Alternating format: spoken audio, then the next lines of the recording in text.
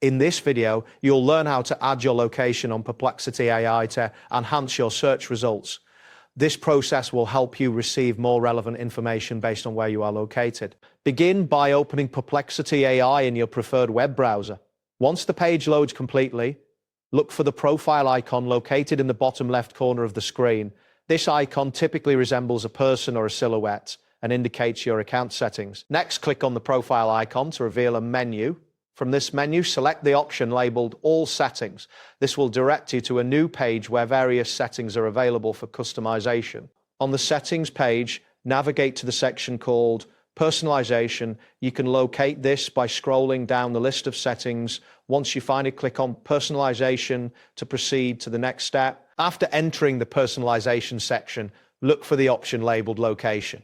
This should be clearly visible among other personalization settings. Click on Location to access the location settings. You will now see an option that says Share Location. Click on this option to enable location sharing. A prompt may appear asking for permission to share your location.